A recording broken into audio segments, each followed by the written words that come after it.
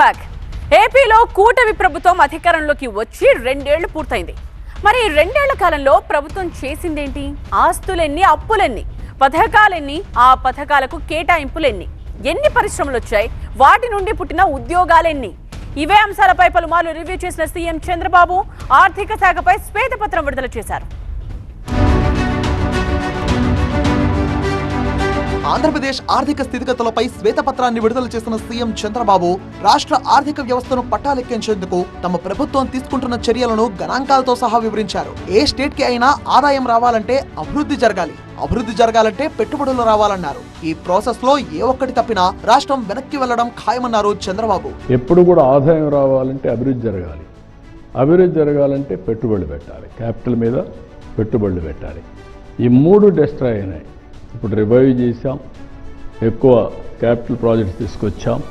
ఇంకొక పక్కన progressive policies and technologies for future and sustainability లేకుండా ఏ పని చేసినా కాదు, దానికి కూడా తీసుకొచ్చాం.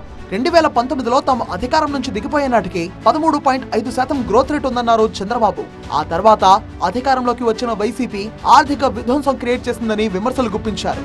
CAGR 13.5% historical growth. అదే సమయంలో average debt GSDP ratio was manageable. ఆ లెవెల్లోనే పెట్టాం.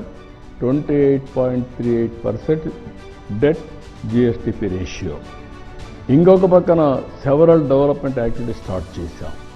దీనివల్ల గ్యాప్ బిట్వీన్ 2 స్టేట్స్ రెవెన్యూ 2019 నుంచి 2024 మధ్య కాలంలో రాష్ట్ర GSDP వృద్ధి రేటు 3.18% పడిపోయిందని సీఎం ఆందోళన వ్యక్తం చేశారు. దీనివల్ల రాష్ట్రం ఏకంగా 6,94,567 కోట్ల ఆదాయాన్ని కోల్పోయామన్నారు. ఇప్పుడు దాన్ని రికవర్ చేసే పనిలో పడ్డామని తెలిపారు. 14 to 19 to 9 to 24 ఈ రెంట్ మధ్య వ్యత్యాసం 3.18%. ఇంకొక పక్కన చూసి దీనివల్ల నష్టం ఎంత అంటే GSDP 6,94,000 కోట్ల రూపాయలు. 6,94,000 కోట్లు వచ్చి అక్కడి నుంచి 13% పెరిగితే ఎంత వస్తుందో మీరు లెక్కేసుకోవాలి. CAGR, that is the CAGR.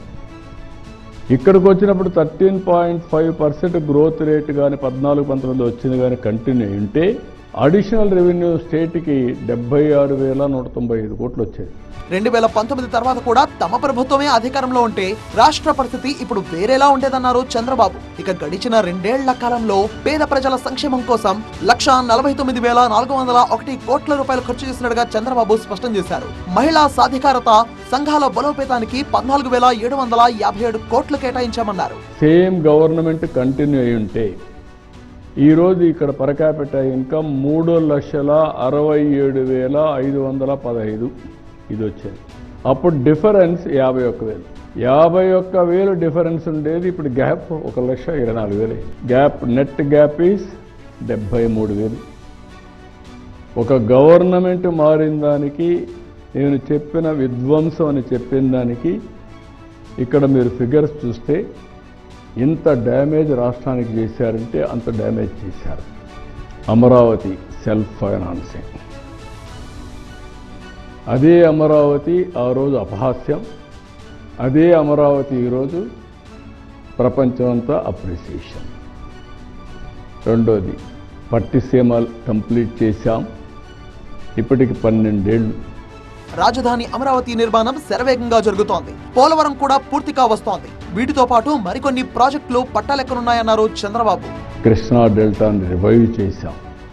45,000 కోట్లు, దగ్గర 50,000 కోట్లు GSDP కాంట్రిబ్యూట్ చేసింది. 72% పోలవరం పూర్తి చేశాం. 4 ఎగ్జిస్టింగ్ ఎయిర్పోర్ట్స్ని, 2 న్యూ ఎయిర్పోర్ట్స్ని, సీ పోర్ట్స్ని ప్రారంభించడం, ఇంకో పక్క రోడ్ నెట్వర్క్ పెంచడం, ఇంకొక పక్కన కియా మోటార్స్ రావడం, కియా సిటీ ఎస్టాబ్లిష్ కావడం, Asian paints, Isuzu Motors, Foxconn, so many companies యొక్క ఇండస్ట్రియల్ కారిడార్స్ ఇవన్నీ డెవలప్ చేశాం. ఇండస్ట్రియల్ హబ్ గా ఏపీని మారుస్తామన్నారు చంద్రబాబు. పెట్టుబడులను ఆకర్షించడమే లక్ష్యంగా 28 నూతన పారిశ్రామిక విధానాలను తీసుకొచ్చామని, దీని ద్వారా 23 లక్షల కోట్ల రూపాయల విలువైన పెట్టుబడి ఒప్పందాలు కుదుర్చుకున్నట్టుగా చంద్రబాబు వెల్లడించారు.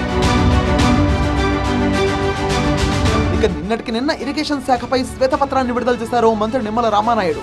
35,555 కోట్ల రూపాయల వ్యయంతో 2028 డిసెంబర్ నాటికి 36 ప్రధాన సాగునీటి ప్రాజెక్టులను పూర్తి చేయాలని కూటమి సర్కార్ లక్ష్యంగా పెట్టుకుందన్నారు. మొత్తంగా అప్పుడో లెక్క ఇప్పుడో లెక్క అంటున్నారు కూటమి నేతలు. మరికొన్నేళ్లలో ఏపీ అభివృద్ధిలో దూసుకుపోవడం పక్కా అంటున్నారు.